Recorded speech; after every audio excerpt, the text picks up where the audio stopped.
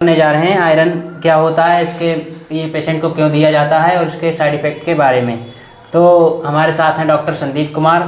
तो सर आपसे पहला क्वेश्चन है, आयरन क्यों दिया जाता है पेशेंट को? देखो, ये जो आयरन सुक्रोज का इंजेक्शन होता है, सबसे पहले तो हमें देखना पड़ता है पेशेंट का काउंट कराना पड़ता है। सीबीसी काउंट करा लो या फिर सिर्फ और सिर्फ हीमोग्लोबिन करा लो।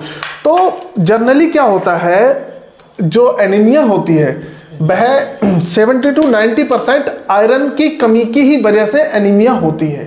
तो हम खाली अगर नॉर्मल हीमोग्लोबिन करवाएंगे तो भी हमें पता होता है कि ये आयरन डिफिशियंसी एनीमिया है। तो उसके लिए अगर किसी का हीमोग्लोबिन बहुत कम है, किसी का 6 ग्राम है, 7 ग्राम है, 8 ग्राम है, इवन 9 ग्राम या 10 ग्राम तक अगर किसी को बहुत ज़्यादा कमजोरी है, तब ये आयरन सुक्रोज के इंजेक्शन हम डाइल्यूट करके देते हैं। और आयरन का इंजेक्शन हमेशा आप डाइल्यूट करके देंगे, चाहे 100 ml NS में डाइल्यूट करेंगे या फिर 500 में।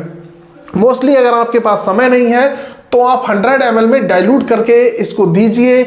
और सबसे पहले अगर आप किसी को फर्स्ट टाइम ये लगा रहे हैं तो हमें सेंसिटिविटी चेक करनी होती है। क्या होगा, हमने आयरन के 2 या 3 एम्पुल या 4 एम्पुल NS 100 में डाल दिए, उसके हीमोग्लोबिन पर डिपेंड करता है। उसका 8 हीमोग्लोबिन है तो आप 2 डालिए, 6 है तो 4 डाल दीजिए, कोई दिक्कत नहीं, धीरे धीरे उसको दीजिए।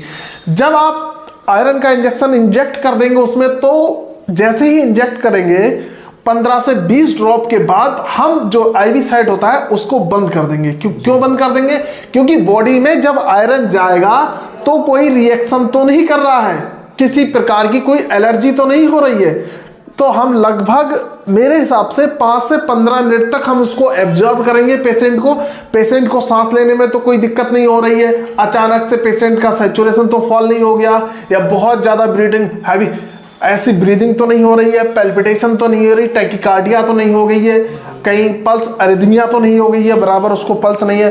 तो ये सारी चीज़ें देखने के बाद हम उसको फिर से स्टार्ट कर देंगे। पेशेंट से पूछेंगे कि कोई दिक्कत तो नहीं हो रही है आपको, या कोई दिक्कत है या परेशानी तो नहीं हो रही है। अगर पेशेंट 15 मिनट बाद कहता है नहीं सर अब हमें कोई दिक्कत नहीं हो रही है, तब आप कंटिन्यू कर दीजिए। और अगर 8 ग्राम है तो मेरे हिसाब से 6-7 एम्पुल आप लगा दीजिए, पेशेंट 15 दिनों में फिट हो जाएगा। इससे ये तो नहीं कि तुरंत बढ़ने लगे, मगर कहते हैं ना एक बूस्ट दे देते हैं किसी भी चीज को, एक धक्का देना। हीमोग्लोबिन को ये धक्का दे देता है, हीमोग्लोबिन आगे बढ़ता रहता है, बनता रहता है। तो है तो बहुत सिंपल, मगर 1% अगर ये रिएक्शन कर जाता है तो फिर आदमी को बहुत सारी दिक्कतों का सामना करना पड़ता है, फिर बड़े ही सेंटर में पेशेंट को ले जाना पड़ता है। और ऐसे ही भाई बिना किसी की सलाह से आप ना लें, पहले डॉक्टर को दिखाएं, डॉक्टर प्रिस्क्राइब करे तभी ले। बाकी और कोई जानकारी हो तो आप बताइए। NS 100 में ही डाल सकते हैं, RL या और भी फ्लूइड? नहीं, नॉर्मल सलाइन में ही डालना चाहिए। कोई भी अगर डाइल्यूशन इंजेक्शन है तो नॉर्मल सलाइन में ही डालना चाहिए, आराम से डाइल्यूट हो जाता है नॉर्मल सलाइन का ही मतलब। साइड इफेक्ट क्या होते हैं, थोड़ा इसके बारे में देखो, साइड इफेक्ट मैंने आपको बताया, वैसे तो कोई 1% साइड इफेक्ट, जैसे बहुत ज्यादा एलर्जी हो जाएगी, इसके लगाने के बाद एलर्जी हो जाएगी, पेशेंट को सांस लेने में बहुत दिक्कत होने लगेगी और पैल्पिटेशन मतलब एरिथमिया हो जाएगा, और कभी कभी हार्ट अटैक भी पड़ जाता है, जिससे कि बहुत, अब मैं बता नहीं सकता, उसके बहुत ही ज्यादा फटल साइड इफेक्ट होते हैं, 1% होते हैं। इससे बचने के क्या उपाय हैं? देखो, अगर वैसे तो सडन अगर किसी को अटैक आ गया तो भाई कह नहीं सकते। बाकी अगर कोई भी उसको एलर्जी हो रही है तो आप एंटी एलर्जिक लगा दीजिए, है ना, स्टेरॉइड दे दीजिए।